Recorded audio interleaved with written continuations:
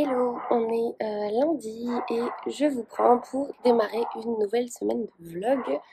Il n'y avait pas de bruit au moment où j'ai commencé et voilà qu'un chien se met à aboyer. C'est tout le temps comme ça. Ça faisait un petit moment que je vous avais pas pris dehors, mais le temps est plus ou moins de la partie, donc j'en profite. Ça fait du bien. Et je voulais vous parler de ma lecture en cours, donc que j'ai commencé ce week-end, dont je vous ai parlé un petit peu, je crois, dans le précédent vlog. Je me souviens plus si j'étais rentrée dans le détail du résumé, mais ma lecture en cours, c'est donc Les 7 morts d'Evelyn Hardcastle de Stuart Turton, que j'ai donc aux éditions 10-18 avec cette très belle couverture. Et dans ce roman, on va suivre donc Hayden Bishop, même si au début, les personnes qui l'auront lu me comprendront peut-être, mais au début, on ne sait absolument pas comment il s'appelle. On finit par le découvrir au fur et à mesure, et puis on a du mal à trouver un lien avec le résumé de la 4e de couverture. Mais on va suivre donc un personnage qui... en fait, il y a eu un meurtre à 23h, donc Evelyn Hardcastle va être assassinée et notre personnage principal va se réveiller tous les jours dans la peau d'un hôte, d'un nouveau personnage, enfin d'une personne qui est dans la même maison, et tous les jours il va se réveiller dans la peau d'un nouveau personnage jusqu'à ce qu'il découvre l'identité de l'assassin d'Evelyn Hardcastle. Et donc voilà, il va habiter plusieurs corps, on va dire, et essayer via ces corps, via ces personnes qui du coup auront vécu des choses différentes le jour et à l'heure de la mort d'Evelyn Hardcastle, il va essayer de reconstituer un peu tout ce qui a pu se passer, essayer de trouver un mobile, de trouver l'identité de l'assassin, et c'est quelque chose qui n'est absolument pas facile, puisque déjà au début, voilà, il y a un petit peu le temps qu'ils comprennent exactement le fonctionnement de ses réveils, on va dire, et puis surtout qu'il apprivoise aussi les personnages dans lesquels il se réveille chaque matin, puisque donc chacun est différent, que ce soit en termes de corpulence, en termes de caractère, et voilà. Et donc pour l'instant, j'en suis page 180, il en fait donc 600.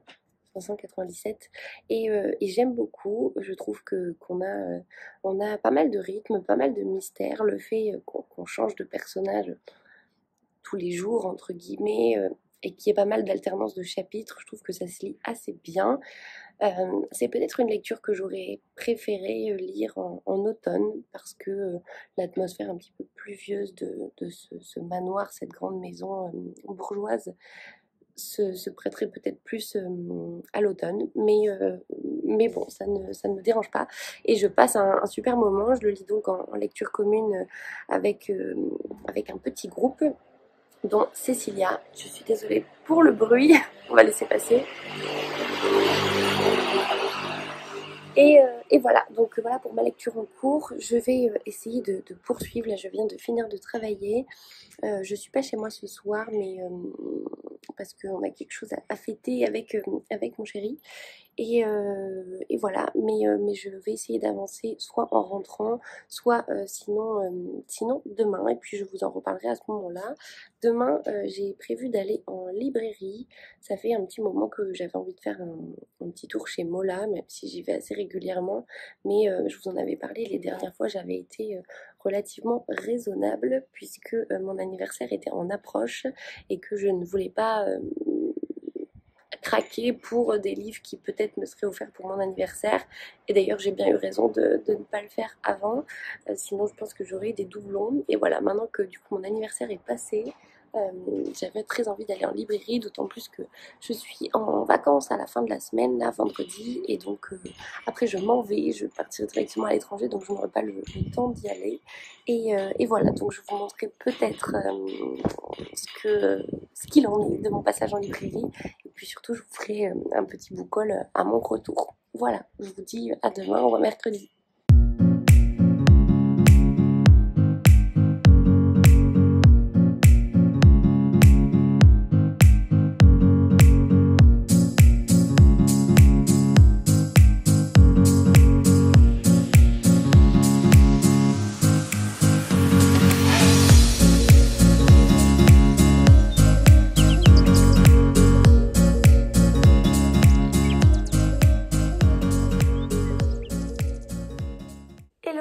on se retrouve aujourd'hui, on est mercredi soir. Il fait un temps vraiment pas terrible ici. Je suis quand même super contente parce que vendredi c'est le début de mes vacances, donc je commence tout doucement à préparer ça, puisque donc on s'en va dans la nuit de dimanche à lundi pour une semaine. J'en profite justement pour vous dire, je vous le remettrai sur Instagram et puis même peut-être sur un post YouTube pour les personnes qui n'auraient pas vu ce vlog, mais il n'y aura pas de vlog le dimanche 8 août pour la simple et bonne raison que je serai donc à l'étranger. On part une semaine sur la côte amalfitaine en Italie et on part du lundi 2 au lundi 9. Donc forcément je serai dans la totale incapacité de vous poster un vlog donc le dimanche comme je le fais d'habitude. Et puis voilà, et puis j'aurai tout simplement autre chose à faire aussi puisque je serai en vacances et que je compte bien en profiter. En revanche, je vous ferai un vlog récap de mes 2 semaines, on va dire, de vacances et donc de lecture qui sortira normalement le dimanche 15. Je vous en reparlerai d'ici là parce que c'est quand même dans plus de 2 semaines. Mais voilà, je pense que je m'organiserai comme ça et ça me permettra aussi de souffler totalement pendant une semaine en étant en Italie puisque voilà, je prendrai pas, je sais pas comment me mettre, j'ai mal un peu partout, je prendrai pas donc la caméra tous les jours et puis tout simplement voilà, je vais à mon avis avoir un rythme de lecture qui sera beaucoup plus léger, je pense, que d'habitude, puisque voilà, on va vadrouiller un petit peu toute la journée, en tout cas toute la semaine. Et certes, je vais avoir des moments pour me poser, notamment quand on rentrera le soir, mais c'est pas nécessairement l'objet de ces vacances. L'objet, c'est vraiment de profiter au maximum. Et puis voilà, puis la lecture, les livres seront encore là quand je rentrerai. Je voulais donc déjà vous faire un update lecture de ma lecture en cours, donc qui est toujours Les 7 morts d'Evelyn Hardcastle. Je passe un très agréable moment, j'en suis donc page 200 et ça se lit, je vous ai dit une bêtise, j'en suis page 260, oui, 265. Et donc ça se lit très bien, j'en suis à un tout petit peu moins de la moitié puisqu'il fait quasiment 600 pages. Mais voilà, c'est une lecture très agréable. Cependant, j'aimerais, je pense, hein, enfin j'espère que ça va un petit peu s'accélérer parce que là j'arrive au moment où donc on est à la moitié du livre et il y a des fois c'est un petit peu long. Alors effectivement c'est là tout le, comment dire, tout le schéma narratif de l'auteur, à savoir qu'on répète tous les jours la même journée mais à travers des personnages, donc des hôtes différents. Mais effectivement, on arrive quand même à avoir quelques longueurs et parfois je suis un petit peu perdue. On a, alors Cécilia et puis même les personnes qui l'avaient lu avant moi m'avaient un petit peu alerté sur le fait qu'il y a beaucoup de personnages et qu'il faut quand même être relativement concentré quand on se met sur cette lecture. Il ne s'agit pas uniquement de lire des petites bribes d'histoire de temps en temps, il faut, voilà, quand on se plonge dedans, rester quand même assez concentré et essayer de le lire. Gus a vu une mouche ou un moucheron, c'est très drôle. Et bref, et donc il faut quand même être assez concentré pour cette lecture, mais je passe un agréable moment. J'espère juste voilà, que ça va un petit peu s'accélérer et qu'on va y voir un petit peu plus clair dans cette histoire, puisque c'est vrai qu'on patauge. Après, voilà, encore une fois, c'est tout l'objet, c'est une sorte de puzzle géant dans laquelle on reconstitue tout ce qui a pu se passer, ou en tout cas, à travers les différents personnages, on va à chaque fois avoir des indices supplémentaires. Et au fur et à mesure recoller les morceaux, on dirait une folle avec mes bras, au fur et à mesure recoller les morceaux pour mieux comprendre. Et voilà, bref, je m'arrête ici, je vous en parlerai mieux quand je l'aurai avancé ou même peut-être terminé. Je suis désolée pour ma voix et puis pour mes bruits de bouche, puisque j'avais eu un commentaire dans la vidéo précédente, mais je suis malade depuis, ça fait plus d'une semaine maintenant.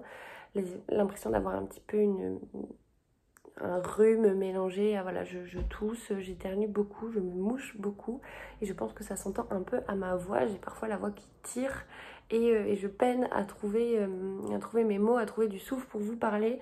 Donc voilà, je suis désolée pour ça, ça ne devrait pas durer. En tout cas, j'espère que ça va s'arranger avant de partir. Je voulais vous parler de mes achats puisque donc, comme je vous le disais, lundi, je suis bel et bien allée en librairie hier et j'ai craqué. Alors, c'était prévu, hein, comme je vous en avais parlé. J'avais prévu d'aller en librairie après mon anniversaire pour me faire plaisir sur différents titres qui étaient dans ma wishlist depuis un petit moment. Et je ne voulais pas y aller avant mon anniversaire au risque de recevoir un livre que j'aurais acheté en doublon et auquel cas j'aurais pu m'en prendre qu'à moi-même puisque j'avais fourni la même wishlist à mes proches. J'avais donc attendu et j'y suis allée hier et puis j'ai craqué et donc voilà, je vous montre ça tout de suite. On commence avec, alors je les ai pas mis dans l'ordre du tout, avec 3 Agatha Christie qui vont venir compléter ma nouvelle collection que je suis en train de former. Le premier, c'est l'affaire Protéro. C'est donc un Miss Marple. J'ai pris les 3, avec donc les éditions du Masque. Le premier, donc l'affaire Protéro, je vous lis le résumé. Quiconque tuera le colonel Protéro rendra au monde un fier service. Ces paroles prononcées par le pasteur sont bien indignes d'un homme portant l'habit. Surtout que quelques heures plus tard, le colonel est retrouvé mort, tué par balle dans le bureau du presbytère. Miss Marple, présente sur les lieux, va bientôt découvrir que tout le monde dans le village semble avoir eu une raison de le tuer. Ça, c'est le premier. On a ensuite le deuxième qui est donc ABC contre Poirot. Un Poirot, évidemment. Lorsqu'il reçoit la première lettre, Hercule Poirot pressent aussitôt un coup tordu. Non seulement on l'avertit que quelque chose va se passer à Andover le 21 mai, mais surtout on lui lance un défi. De fait, un meurtre va être commis à cette date et près du corps, on trouvera un guide ABC des chemins de fer. S'ensuivent un deuxième puis un troisième crime, l'un commis à Bexhill-sur-Mer, l'autre à Shurston. Chaque fois, une lettre a prévenu le fameux détective belge à moustache et chaque fois, un guide ABC est découvert sur les lieux. Aucun doute, le meurtrier suit l'ordre alphabétique. Jusqu'où ira-t-il? La police est persuadée d'avoir affaire à un maniaque, mais les cellules grises d'Hercule Poirot s'agitent furieusement. Ce serait trop simple. C'est donc le deuxième. Et le troisième, c'est un Poirot aussi. C'est le crime du golf. Je suis désolée pour ces reflets. J'ai la fenêtre en face de moi et j'en ai une sur le côté. Donc un Poirot aussi. Venez pour l'amour du ciel. C'est ainsi que se termine la lettre en forme d'appel à l'aide que reçoit Hercule Poirot. Elle est signée d'un certain Paul Renaud, un millionnaire qui demande au célèbre enquêteur belge de le rejoindre d'urgence dans le nord de la France. Mais le temps qu'Hercule Poirot arrive, l'homme est retrouvé assassiné sur un terrain de golf. Poirot s'intéresse aussitôt à la famille de la victime. Avec un tel héritage, les motifs sont sûrement nombreux. On est donc sur ce dernier,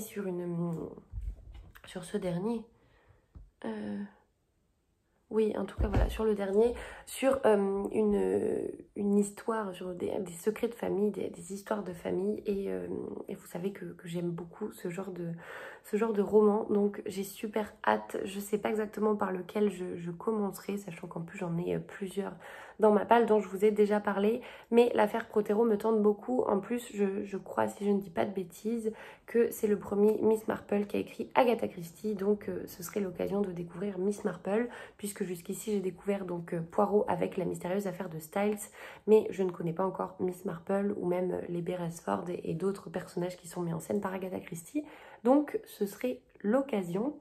Je fais une petite pause, je vais chercher à boire et puis je vous reprends tout de suite. Vraiment, on se rend pas compte, mais quand on est malade, le fait de parler aussi longtemps, c'est compliqué. Niveau respiration, niveau salive un petit peu aussi, c'est compliqué. Bref, je n'ai pas craqué que pour ces 3-là. Ça, c'est la première partie. J'ai également craqué pour 3 autres livres. Les 3 ne sont absolument pas des surprises puisque je vous en ai déjà parlé plus ou moins en long, en large, en travers. En tout cas, je vous ai dit que ces titres-là étaient dans ma wishlist. Le premier, c'est un tome 1. Je vous ai parlé du tome 2 quand j'ai fait mon book haul anniversaire. Et donc, j'avais reçu le tome 2 qui vient de sortir chez Albin Michel. Et il me manquait le tome 1. Et donc, j'ai craqué. Je ne sais pas ce que voit Gus. j'ai craqué pour le tome 1 qui est donc Meurtre et séduction de M.C. Beaton, qui est la même auteure que Hamish Macbeth et Agatha Raisin. Vous savez donc que je les collectionne. J'ai quasiment terminé ma collection d'Agatha Raisin puisqu'il me manque juste le tome 23, Serpent et séduction. Et puis le dernier qui est sorti, il me semble, le dernier ou les derniers, juste les deux, enfin il doit pas vraiment m'en manquer beaucoup. Et Amish pareil, je dois avoir jusqu'au tome 8 et donc il doit me manquer 9 et 10, mais voilà, je suis plus ou moins, j'ai réussi à rattraper mon retard. Celle-ci c'est donc une nouvelle saga. Alors nouvelle, tout est relatif puisque donc l'auteur M.C. Beaton est décédé. C'est une auteure, comment dire, j'ai pas les dates exactes, mais voilà, Agatha Raisin, Amish et puis celle-ci sont des sagas qui ont été écrites il y a très longtemps et qui sont seulement maintenant nouvellement publiées chez Albin Michel, d'où le fait que je parle de nouvelles sagas, mais ça n'a rien de nouveau, ça a été écrit, je sais pas si on a la date exactement.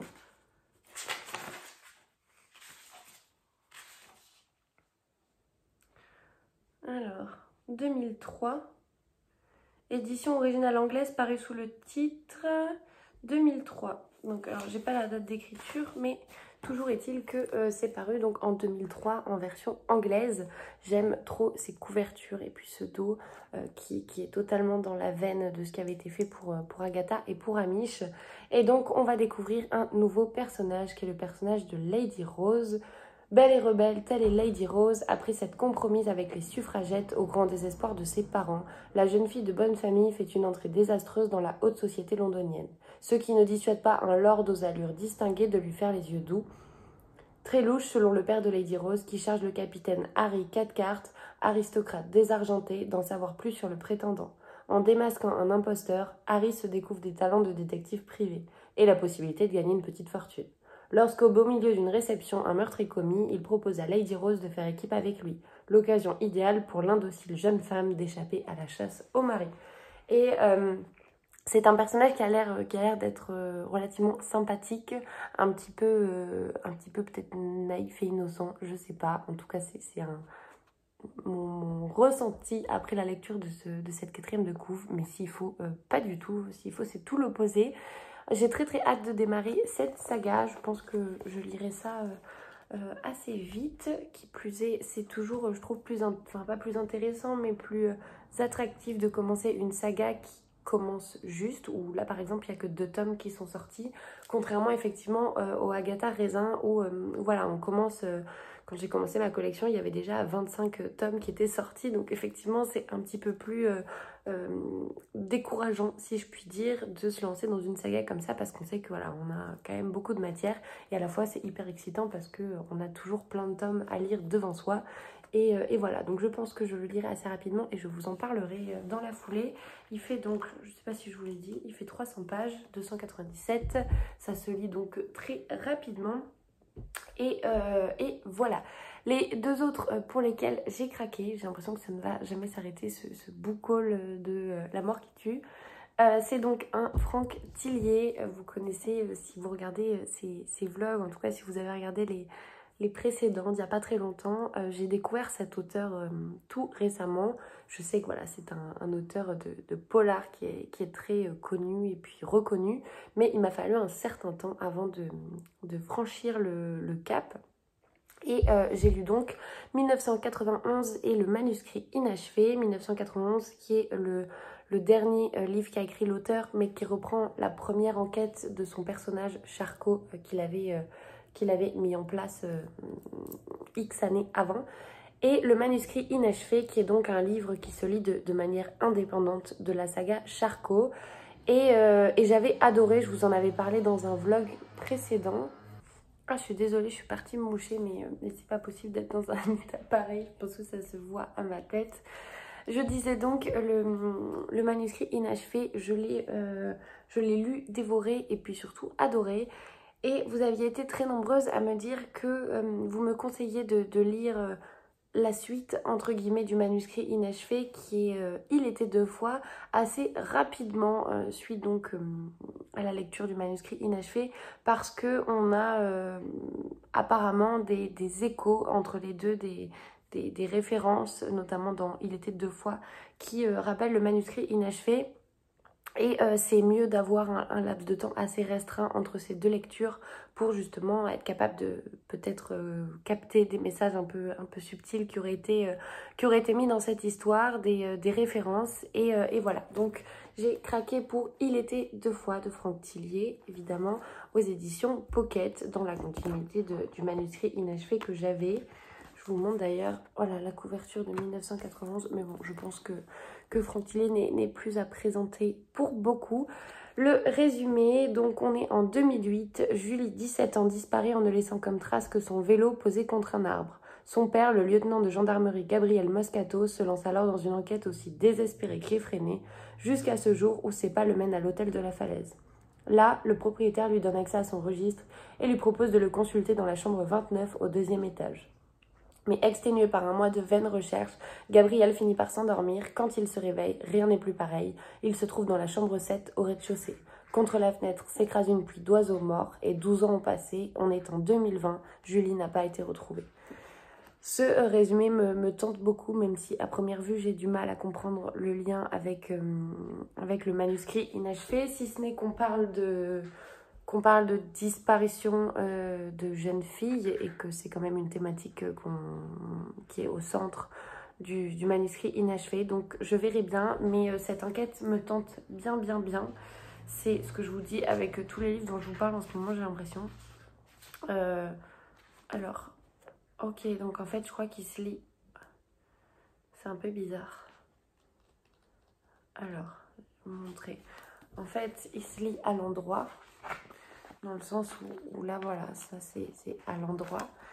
Et en fait, à la fin, alors je spoil pas, mais il y a un dessin. Et donc, il y a des bribes de texte qui se lisent dans l'autre sens. Voilà.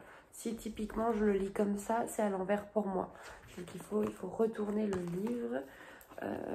D'où le fait, d'ailleurs, là, ça se voit pas énormément sur cette couverture, mais je crois que sur la couverture du brochet, on a vraiment cette symétrie horizontale. Je pars dans des délires, mais on a vraiment cet effet miroir. On a, je crois, écrit Il était deux fois comme ça, et puis une autre fois où c'est écrit dans l'autre sens, je sais plus.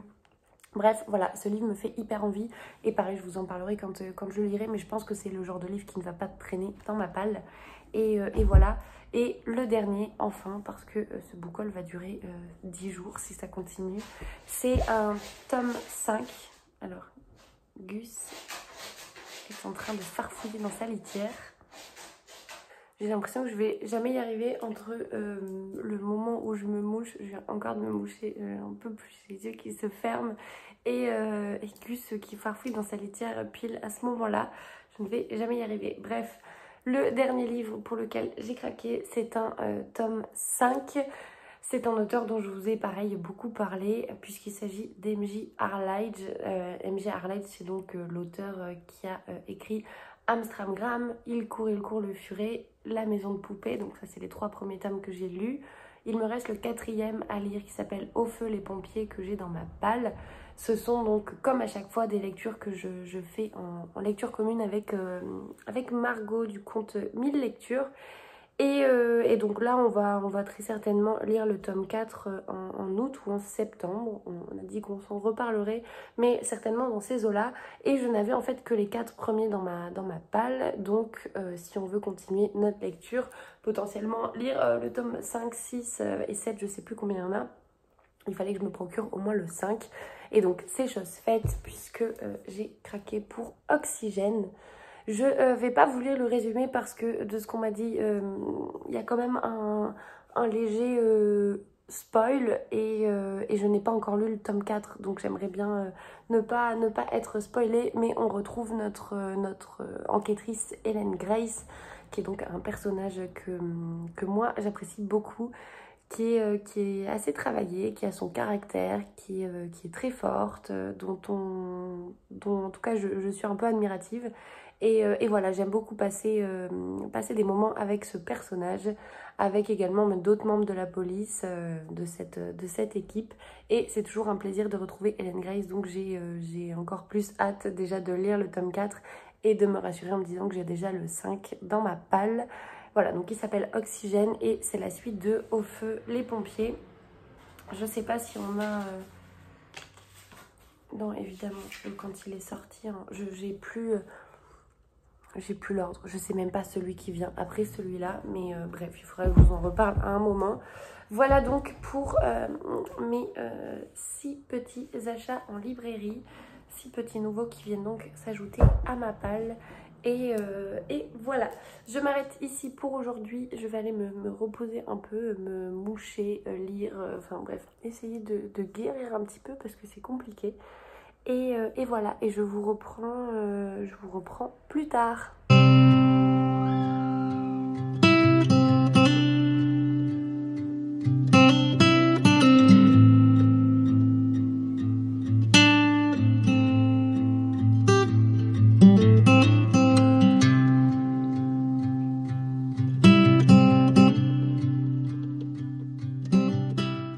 Hello, on est vendredi soir, c'est donc le premier jour de mes vacances. Je suis hyper contente parce que je les attendais avec grande impatience. Le fait d'être mi-malade, mi-crevée fait que voilà, on les savoure d'autant plus. Je voulais vous parler donc de ma lecture en cours, vous faire un petit update. C'est donc toujours Les 7 morts d'Evelyn Hardcastle de Stuart Turton aux éditions 10-18. Et je ne vais pas rentrer dans le détail parce que je vous en ai déjà parlé suffisamment. Mais je trouve que ça s'est accéléré. Donc ce que je vous disais précédemment, à savoir que je trouvais que l'histoire commençait un petit peu, pas à s'essouffler, mais il y avait quelques longueurs. Je trouvais que ça avançait pas trop et qu'on pataugeait un peu dans la semoule et que voilà, l'histoire avançait pas, l'intrigue avançait pas. Ça vient de bouger. Alors j'en suis, j'ai plus le marque-page exactement. J'en suis, il faut que je retrouve le chapitre.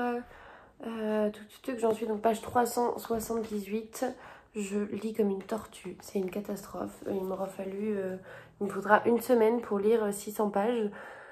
Mais bon voilà, la fatigue n'aidant pas, c'est pas grave. J'avoue que voilà, là je suis contente parce que donc arrivé au moment où j'en suis, on a quelque chose qui se débloque, on a des secrets de famille qui sortent un petit peu. Et voilà, ça permet d'avancer dans l'histoire, ça permet de relancer un petit peu ce petit pic de curiosité. Et du coup, ben, c'est top. On entend la douche qui coule derrière. Je suis désolée pour ce bruit de fond. C'est l'inconvénient de vivre dans un petit appartement. Même si la douche est quand même pas juste derrière moi, mais du coup on l'entend. En plus la porte est pas très bien fermée à cause de Gus. Bref, c'est un détail. Qu'est-ce que je voulais vous dire là-dessus? Oui, donc voilà, c'est une lecture très agréable. Juste j'avoue que je m'auto-énerve dans le sens où... j'aimerais bien passer à autre chose et j'ai mal géré mon timing parce qu'en fait dimanche, donc on sera le 1er août, je commence une nouvelle lecture que je lirai donc en lecture commune avec Estelle, avec Claire, avec toute une flopée de personnes. Et donc on va démarrer notre premier, enfin en tout cas moi ce qui sera mon premier Stephen King, 22-11-63, qui est du coup une brique puisqu'il fait 1000...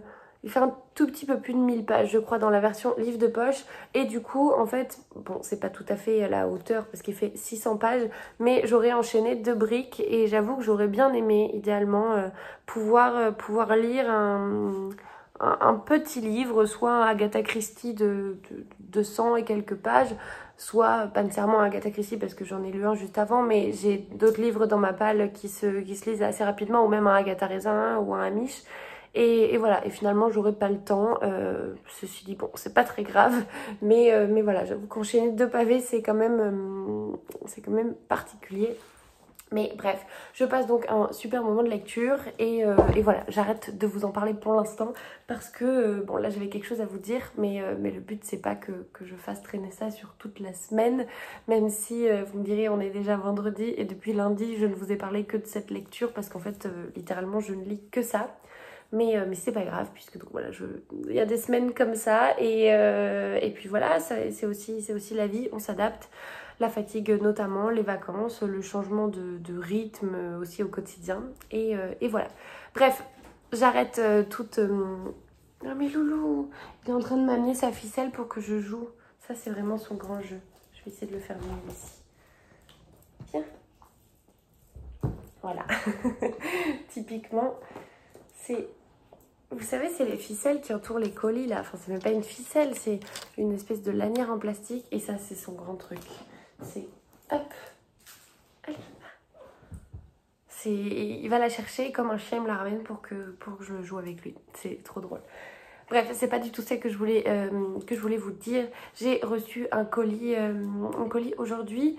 Je sais de qui il me vient parce que forcément le nom de l'expéditeur est écrit dessus. C'est un colis qui me vient d'Estelle, donc la belle Estelle du compte Petite Lectrice.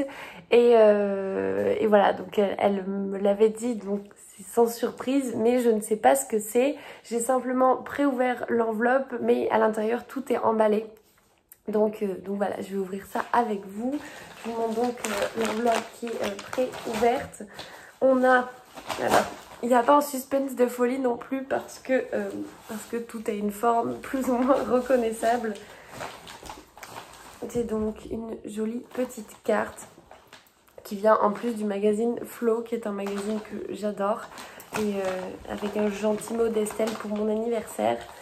J'ai of course du thé, donc un thé à la menthe de chez Pukka et un matcha. Ah bah ça je suis hyper contente parce que le matcha j'ai trop envie de tester depuis le temps d'ailleurs que je me dis qu'il faudrait que j'en achète, mais j'ai tellement peur de pas aimer que voilà, j'ai pas encore sauté le pas d'en acheter en poudre vraiment à diluer parce que soit on aime apparemment, soit on n'aime pas, et si on n'aime pas on a tendance à assimiler ça un peu à du brocoli et tout ça. Enfin je pars dans des méandres qui n'ont rien à voir, mais voilà, je suis trop contente, je vais pouvoir tester du matcha. Et trop drôle, en fait ce matin je regardais le vlog d'Estelle, donc qui sort le vendredi matin, et dedans elle présentait donc ce qu'elle a reçu.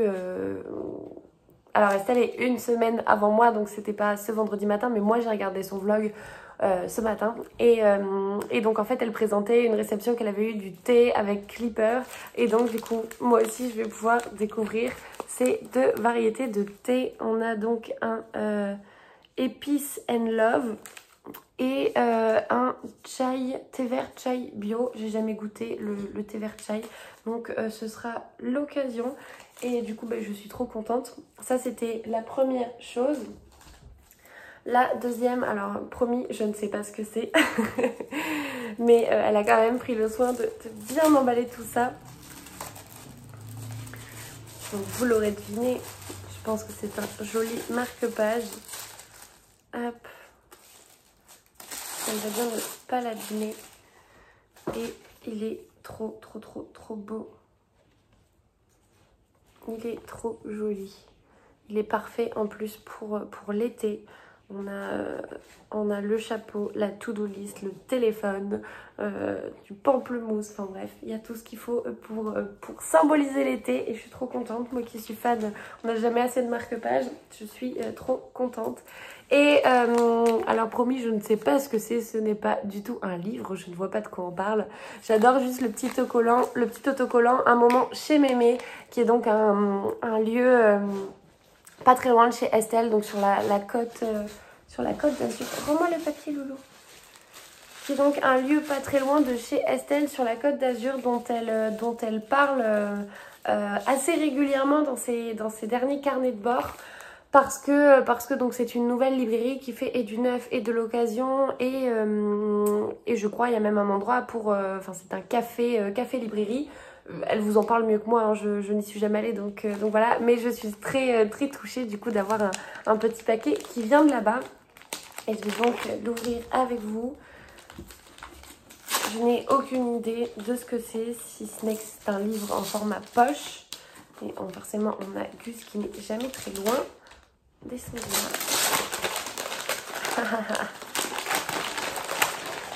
Et c'est donc Charcot de Franck Tillier. Décidément, mon anniversaire sera placé sous le signe des Tillier et je suis hyper contente parce que vraiment j'adore cet auteur, comme je vous le disais, depuis que je l'ai découvert.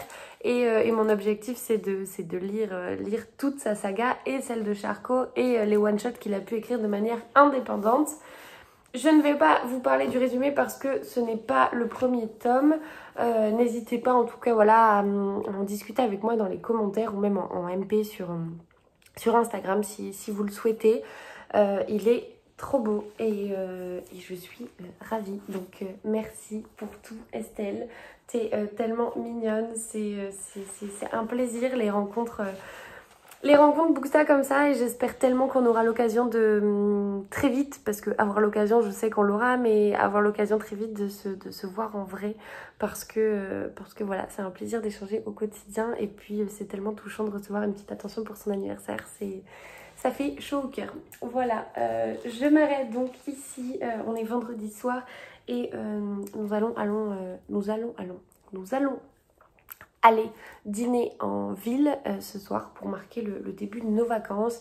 Il fait beau alors que ce n'était absolument pas le cas les précédents jours et puis même encore ce matin. Donc on va essayer de profiter un petit peu et puis voilà, je vous reprends demain.